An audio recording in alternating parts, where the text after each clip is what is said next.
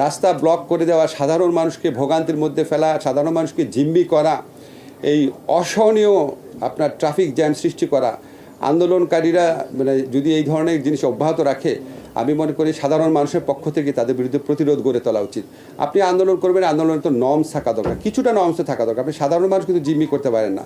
আর আপনি ওভারনাইট বলবেন একটা কলেজকে বিশ্ববিদ্যালয় বানায় দিবে, তা এইচএসসি পরীক্ষা দিব না, আমার রেজাল্ট বদলায় দিতে হবে।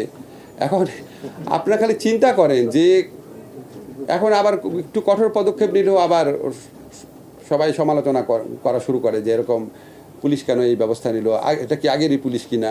এখন এটার মধ্যে ব্যালেন্স করা একটু টাফ।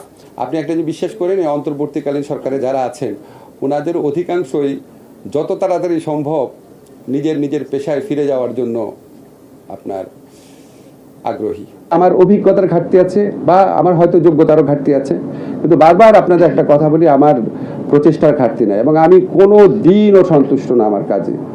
আমার মনে হয় যে আমি একজন ধর্মপ্রাণ মানুষ। যখন আপনার মানে রাতে একা থাকি, সবসময় মানে দোয়া করি আল্লাহর কাছে যে আমাকে যে সুযোগটা দিয়েছে ছাত্র জনতার গণ আন্দোলন অভ্যুত্থান, আমি যেন অনেস্টলি আরও কাজ করতে পারি।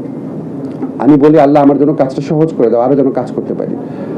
সন্তুষ্ট না, 10-এর মধ্যে আমি খুব বেশি হলে 4 দিব নিজেকে। আর বাংলাদেশে আপনার যদি বিশ্ববিদ্যালয়ের শিক্ষকদের মধ্যে দুর্নীতিপরায়ণ লোক থাকে, তাহলে বিচারকদের মধ্যেও থাকবে, সব জায়গায় আছে। This is how hour administration runs. এটা তো ভাই আমার পক্ষে চেঞ্জ করা সম্ভব না। আমি নিজে ছোটাছুটি করে কাজ করি, আমার মন্ত্রণালয়ে যারা আছেন তারা অনেকে আমার ছাত্র, অনেক মাঝে মাঝে একটু খারাপ ব্যবহার করি, খুব খারাপ লাগে, তারাও সবাই দৌড়াদৌড়ি করে কাজ করে।